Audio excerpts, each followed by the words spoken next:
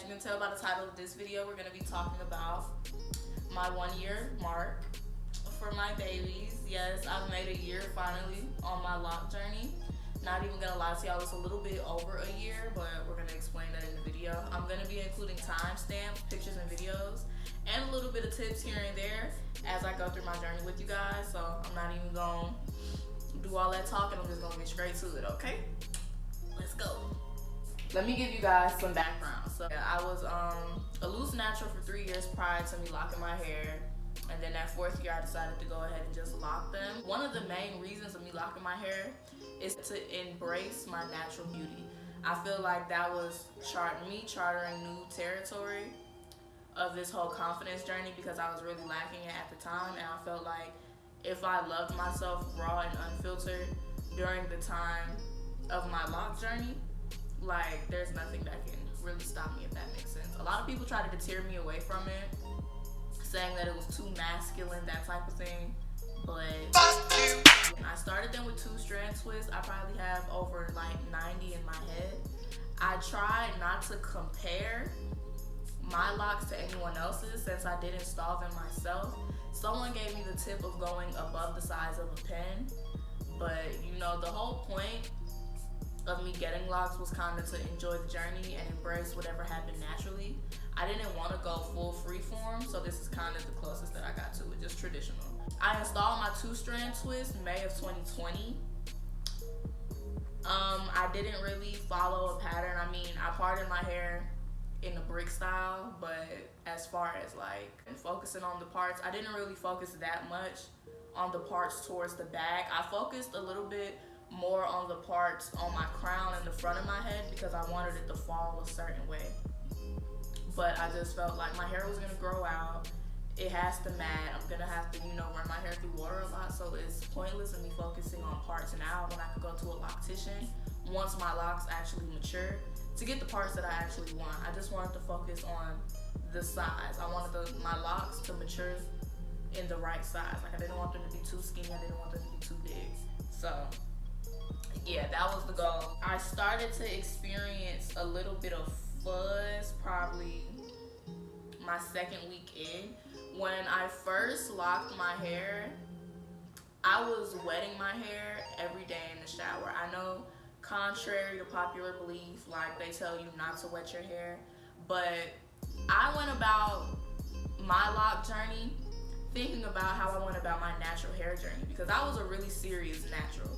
So my thought process on it was, when I was natural and I used to wash my hair, you used to have to keep it in sections so it wouldn't mat when you get out the shower.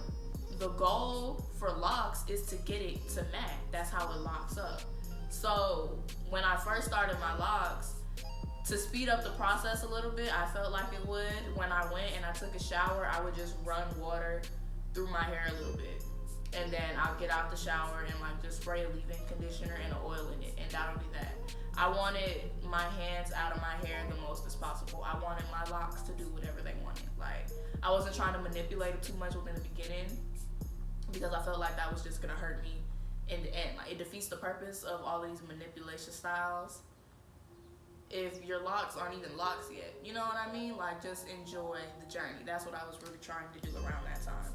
And you could see it's starting to get a little fuzzy. I started to get a lot of shrinkage really early, and I loved it because I felt like it was just gonna lock even faster. So once I got that little shrinkage in and my hair started to get real fuzzy, my favorite style was to just throw it up and have my little bang out because I felt like that way it was out of my way, but it still did what it needed to do. Like I didn't have to manipulate it a lot. I felt like if my hair was down like it is now, I would be compelled to just run my fingers through it or twist it up. And I watched a lot of videos, and one main tip was that's not good. The more you play in your hair, the more you manipulate it, and the more you touch it, the more breakage would form. So I tried my best to keep my hands out of my hair just on the regular because I'm the type that likes to play in my hair. So the schedule that I kept for my retwist was just retwisting once a month, washing once a month, and co-washing every 2 weeks. So my hair was still moisturized, but I wasn't doing a lot to it.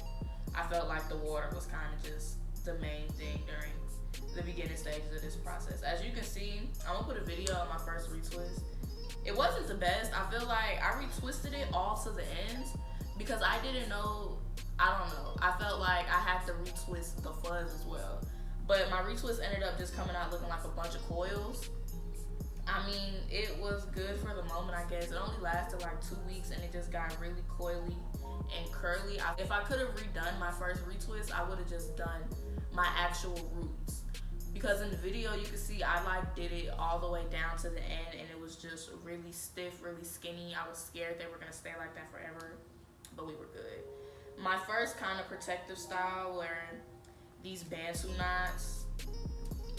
Some like I just kept doing cute little mini buns and hairstyles to keep my hair out of my face. But one thing that got me through a lot too were these head wraps. Head wraps saved me.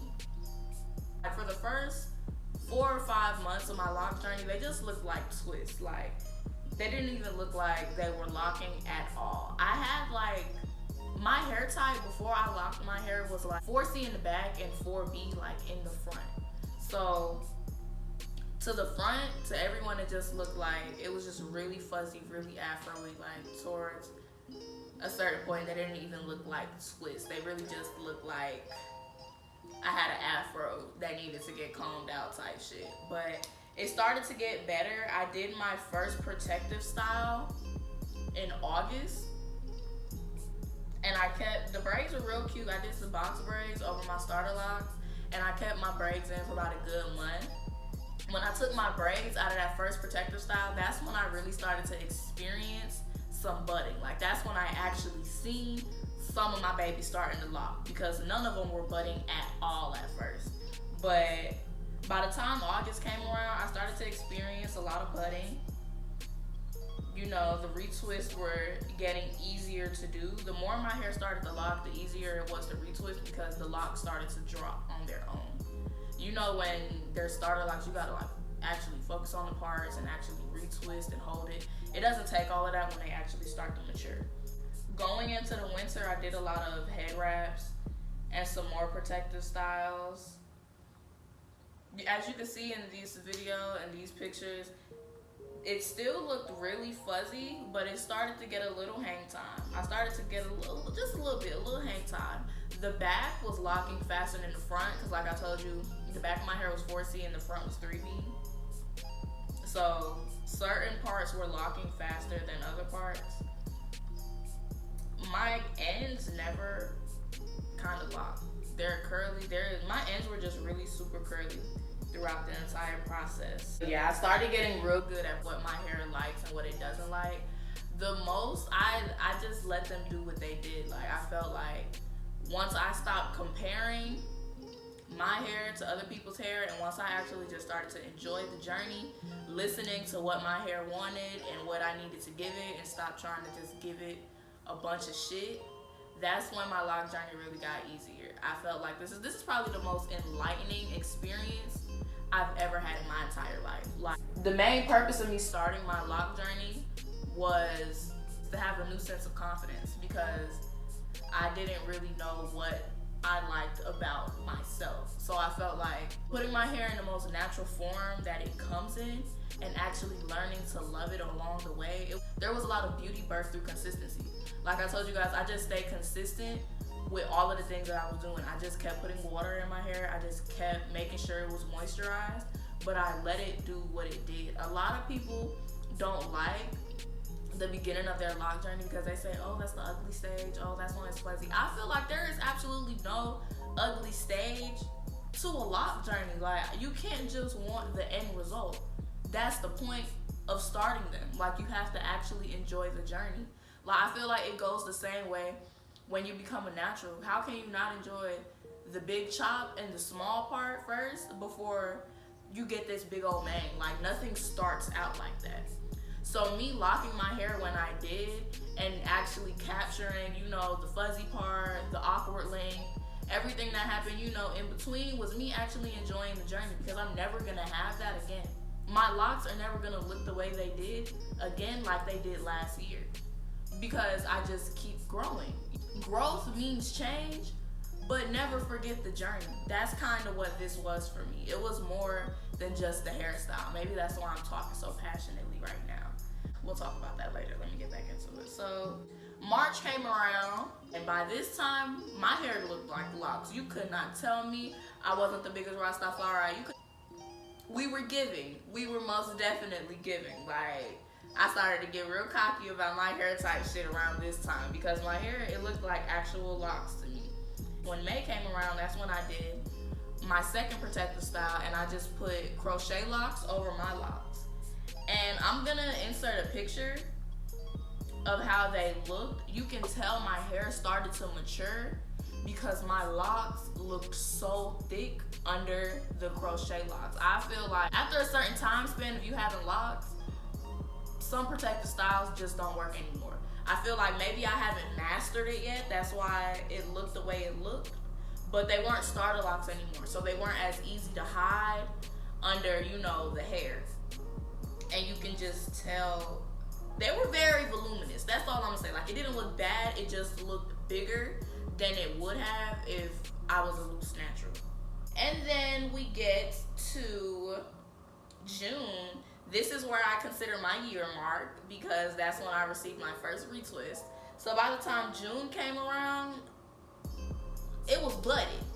Whatever needed to get budded was budded. That's probably why they say documented, because it did happen really quick. Like, the beginning of my process started off really slow, but once that train got to rolling, oh, that bitch got to rolling. You did what I'm saying? Like, it took off. Yeah, by the time August came around, that was like reaching my month 4 mark. So once I put them braids in and kept them in for that month, when I took them out and that little button started, everything started buttoning.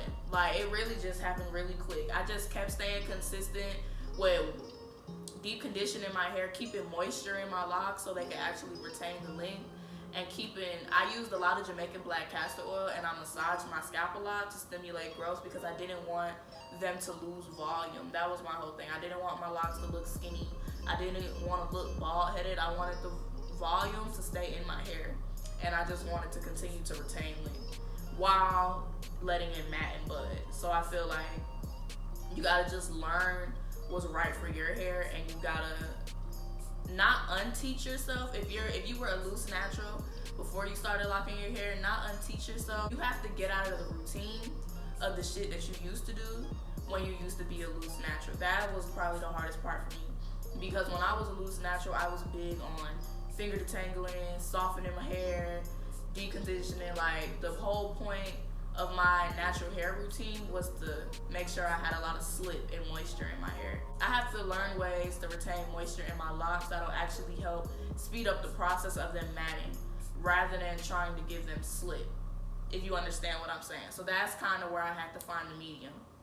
And that's what I found around August. I just kept a bottle of Jamaican black castor oil on me. I oiled my hair probably twice a week and massaged it in, and just every day I sprayed leave-in conditioner in it after wetting it and made sure it just stayed moisturized. That's the biggest thing for me. I just didn't want them to look brittle and dry. I kept deep conditioning. That was a big thing, and I focused the shampoo on the actual roots of my hair. It stayed frizzy for a long time, but through each retwist, they started to drop and drop and drop a little more. After my first retwist, once I seen I made the mistake of retwisting it all the way down, I stopped. I focused my retwist on the new growth. And once I actually started focusing my retwist on the new growth, that's why I had so much fuzz. But I love the fuzz personally, so it didn't really bother me. As you can see, we are in need of a retwist, but I just love the unkept look. Like, I love how it looks when, you know, your roots grow out a little bit. It just gives it just a little bit more volume. And as you can see, we have reached a year, but I still do have a lot of fuzz. Like, there's starter locks, but shit, you see the button for the most part. I feel like by the time we reach year 2, my hair will be completely locked, but I don't know, you guys can't see everything in real time, but you can see all of this budding. Like, you see how right here, that right there, yeah, that's budding for those who do not know. And my ends, are still really curly and straggly. I think that's because I focus my retwist more on the actual roots, like I said, and I don't go all the way down here. I just let it do what it wants to do. And I feel like that's the beauty in it. Like, you know how life gets fuzzy in the beginning stages and everything like that. But over time, what's acquired over the journey will allow it to grow and mature.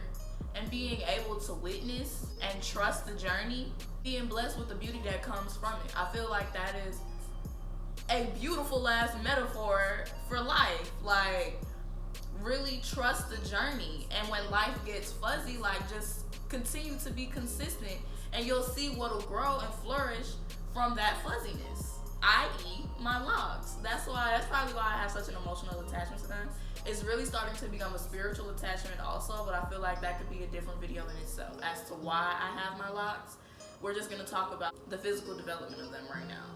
Thank you guys for tuning in. Don't forget to like, comment, and subscribe. Share with your friends, repost. Leave comments below as to what you want to see next. I might do a video explaining the actual reasoning for me getting my locks rather than the actual journey. That's something to ponder on a little bit.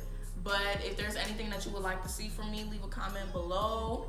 I'm pretty sure if you clicked on this video, it was just to see the pictures and videos anyway. So hopefully you got what you needed from the video. You know, we are advocate for starting locks over here. So if this is what you watched the video for, baby, this is your sign. Do it. I dare you. Do it. Join the community, baby. Yes. You might as well go ahead and lock it, queen, king, empress, whoever is watching. You dig what I'm saying? So yes, thank you guys for tuning in again. And make sure to stick with me next week, because we will keep this train rolling and we'll be dropping another video next week. So like I said earlier, make sure to like, comment, and subscribe, share, repost, all that. Tell your friend, Mammy, Peppy, all about Kamili.Sanaa, because we are about to go up, you dig? So catch y'all later.